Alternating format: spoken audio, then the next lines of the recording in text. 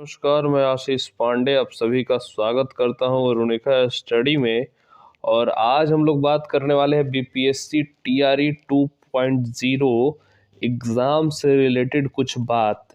तो जैसा कि आप सबको पता है कि इसका रिज़ल्ट आ गया, ज्वाइनिंग लेटर भी मिल गई, अपॉइंटमेंट लेटर लोगों को मिल गया है।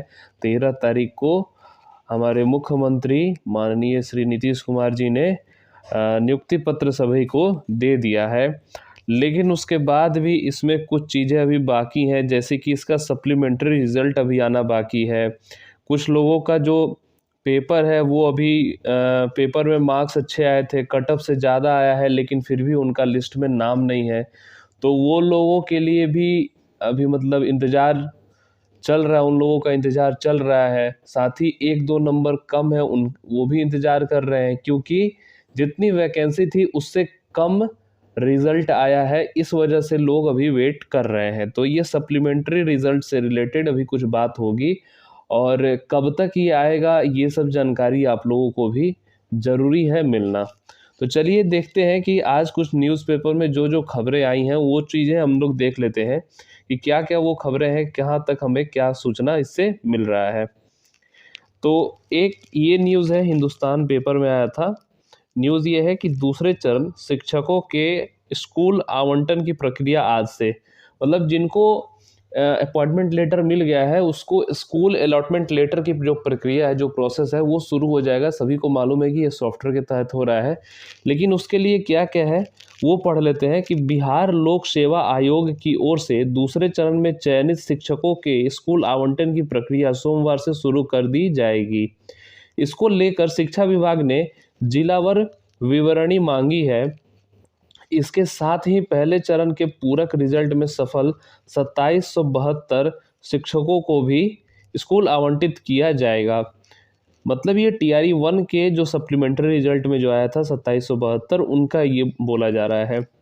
जिलों में प्राप्त सूची के आधार पर सॉफ्टवेयर के माध्यम से विभाग शिक्षकों को स्कूल आवंटित करेगा। ठीक, विभाग ने अगले 6 दिनों 15 से 20 जनवरी तक सभी जिलों से स्कूल और विषयवार रिक्त पदों और नियुक्ति पत्र प्राप्त शिक्षकों की सूची मांगी है। ब्यूरो के लिए सभी 38 जिलों का दिन भी तय कर दिया गया है। पहले दिन अर्थात 15 जनवरी को भोजपुर, नालंदा, शिवहर, शेखपुरा, लखीसराय और अरवल जिला से संबंधित विवरणी मांगी गई है। तो ऐसे ऐसे करके सारे डेट लिखे हुए हैं कि किस जिला से कौन से डेट से, मतलब उनका जो भी डिटेल होगा वो लिया जाएगा। उसके साथ ही दूसरे चरण में 94,000 अभ्यर्थियों को आयोग ने सफल घोषित किया है। इसमें 73,000 के जिला में काउंसलिंग हुई है। दूसरे चरण में चयनित राज्य भर के शिक्षकों को 13 जनवरी को औपबंधिक पत्र दिया गया था। तो हर एक चीज़ लिखा हुआ है इसमें। तो आपका जो होगा स्कूल अलॉटमेंट लेटर, तो वो आज से लेना शुरू कर दिया गया है। तो 20 तारीख तक इसका जो भी प्रोसेस होगा वो पहले डिटेल्स लेके और एनालिसिस होगा उसका, देन जो भी स्कूल अलॉटमेंट शुरू होगा, प्रक्रिया वो शुरू होके हर ज़िला में वो चीज़ भेज दी जाएगी और जिला के डीईओ ऑफिस के द्वारा ये चीज़ आपको प्रकाशित की जाएगी। तो जिनका हो चुका है ये उनके लिए ये खबर था। आगे एक और खबर है कि आरटीई के तहत छात्रों की संख्या पर होना है शिक्षकों का निर्धारण। दूसरे चरण में घट जाएंगे स्कूल वर्ग शिक्षकों की पद। असल में हुआ क्या है कि बहुत सारे स्टूडेंट्स के नाम काटे गए हैं स्कूल से, तो स्कूल से जो भी संख्या है वो कम होती चली गई है। तो कम हो गई है संख्या, इस वजह से अब जब स्टूडेंट की संख्या कम होगी तो वहाँ टीचर का भी रिक्वायरमेंट कम होगा। इस वजह से वहाँ पे लिखा गया है कि शिक्षकों की संख्या दूसरे चरण में घट जाएंगे स्कूल वर्ग शिक्षकों के पद। तो इसमें भी आप लोगों को पता है कि छात्र के संख्या अनुपात पर शिक्षकों की संख्या तय की जाती है। तो नियोजित शिक्षक भी पद छोड़ चुके हैं, कई सारे लोग हैं, और काफ़ी सारे ऐसे चीज़ें हैं जो कि मतलब जो काउंटिंग है वो कम करेगा।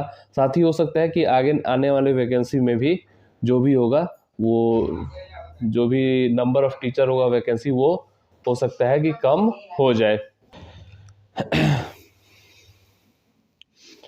आगे एक और न्यूज़ है और उसमें मैं बता दूं कि बीएड की मान्यता हटी तो 1.25 लाख अभ्यर्थी हुए कम। मतलब बीएड की मान्यता हटने से बहुत सारे स्टूडेंट्स की जो कंपटीशन है, कंपटीशन में भाग लेने वाले लोगों की संख्या हो गई है कम। ये तो सबको पता है कि बीएड किए हुए थे और पेपर 1 सीटेट का क्वालिफाई कर लिए थे, इस वजह से वो लोग दावा करते थे प्राइमरी में, तो उस वजह से कम हो गया है ऐसा। मतलब बस प्राइमरी के लिए ये ऐसा हो रहा है। ठीक, तो सप्लीमेंट्री रिजल्ट वाले जो भी हैं, अगर उनसे मैं बात करूं उनके लिए, तो जैसे यहाँ पे आपको बताया गया है कि 20 तारीख तक ये जो है कि जो पहले वाले हैं उनका चलेगा प्रोसेस। तो 20 तारीख तक अभी आपका रिजल्ट मतलब नहीं आ पाएगा। 20 तारीख तक इनका प्रोसेस कंप्लीट होगा, फिर ज्वाइनिंग होगी, उसके बाद ही आपका रिजल्ट आना होगा तो होगा। तो उसमें भी कोई घबराने की बात नहीं है। जो 1-2 नंबर जिनका कम है उनमें मतलब ऑलमोस्ट 1 नंबर कम वाले तो हो ही जाएंगे कट ऑफ से, और जिनका कट ऑफ से ज़्यादा होने के बाद भी लिस्ट में नाम नहीं है उनका भी हो जाएगा।